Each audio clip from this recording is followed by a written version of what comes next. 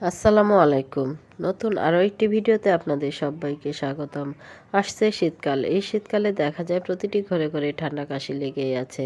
আর এই ঠান্ডা কাশি হওয়ার পেছনে শীতল আবহাওয়া, সূর্যালোক থেকে ভিটামিন ডি এর ঘাটতি এবং ভাইরাস ও ব্যাকটেরিয়ার প্রকোপ বেশি থাকার ফলে আমাদের শরীরের ইমিউন সিস্টেমকে দুর্বল করে দেয়, যার ফলে ঠান্ডা কাশি লেগেই থাকে। আর এই ঠান্ডা কাশি হলে যা যা করবেন। নাম্বার ১, প্রচুর পানি পান করুন।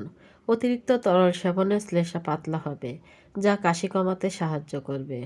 চা, স্যুপ, কুসুম গরম পানি আপনার গলাকে আরাম দেবে। নাম্বার ২, মধু দীর্ঘমেয়াদী কাশি নিরাময়ে কার্যকর। গরম চা, আদা চা, তুলসী পাতা বা আঙুরের রসে মধু যোগ করে প্রতিদিন অল্প করে খান। নাম্বার ৩, শ্বাসনালীর আর্দ্রতা বজায় রাখতে বাসায় হিউমিডিফায়ার ব্যবহার করুন এবং গরম পানি ব্যবহার করুন।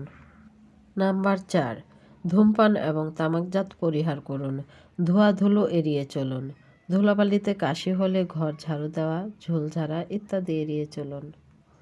নাম্বার ৫, ঠান্ডায় সমস্যা হলে গোসলে হালকা গরম পানি বা হট শাওয়ার ব্যবহার করুন।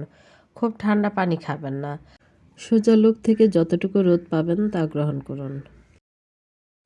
আপনার কাশি যদি না কমে আর আপনার কাশি যদি দীর্ঘমেয়াদী হয় আর যেসব উপসর্গগুলো দেখা গেলে আপনার অবহেলা করা উচিত নয়, তা হলো: নাম্বার ১, ৩ সপ্তাহের বেশি যদি কাশি থাকে। আমাদের যদি 3 সপ্তাহের বেশি কাশি থাকে তাহলে অবশ্যই ডাক্তারের কাছে যেতে হবে।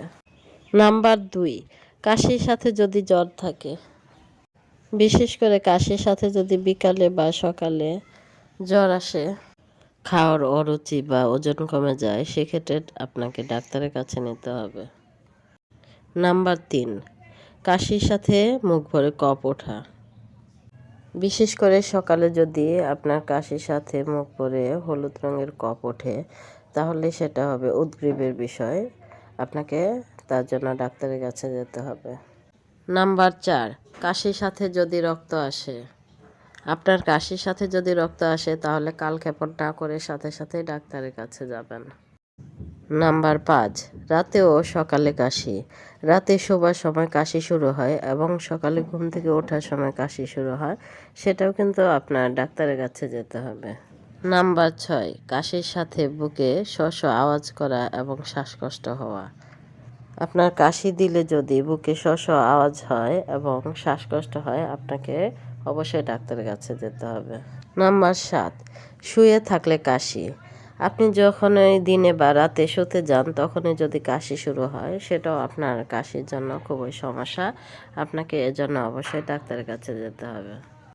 নাম্বার ৮, দীর্ঘদিন বাত ব্যথার পর কাশি হওয়া এবং শ্বাসকষ্ট হওয়া। অনেকেরই আছে দীর্ঘদিন বাত ব্যথার পর কাশি হয় এবং সে থেকে শ্বাসকষ্ট হয়। আপনাকে এক্ষেত্রে অবশ্যই ডাক্তারের পরামর্শ নিতে হবে। নাম্বার ৯, দীর্ঘদিন ধূমপানের ফলে খুসখুসে কাশি হওয়া। দীর্ঘদিন যারা ধূমপান করেন, খুসখুসে কাশি হয়, পরবর্তীতে কাশির ধরন চেঞ্জ হয়, তাহলে তাকে অবশ্যই ডাক্তারের কাছে যেতে হবে। নাম্বার ১০, কাশির সাথে বুকে ব্যথা।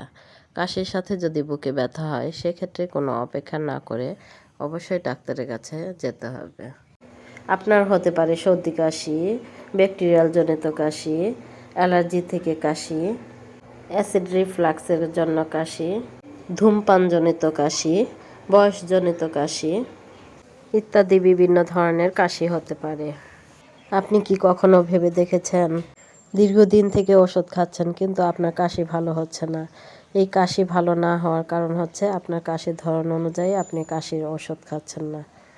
আপনি ডাক্তারের পরামর্শ ছাড়াই নিজের পরামর্শ মতো ওষুধ খাচ্ছেন, তাই আপনার এই কাশি দীর্ঘদিনেও ভালো হবে না। তাই আপনি আপনার সময় নষ্ট না করে 3 সপ্তাহের বেশি কাশি হলে কাশির ধরন বুঝে ডাক্তার দেখিয়ে ওষুধ খাবেন। ভিডিওটি ভালো লাগলে জনসচেতনতায় শেয়ার করতে পারেন। সবাই ভালো থাকবেন, সুস্থ থাকবেন। আজ এ পর্যন্তই। আল্লাহ হাফেজ।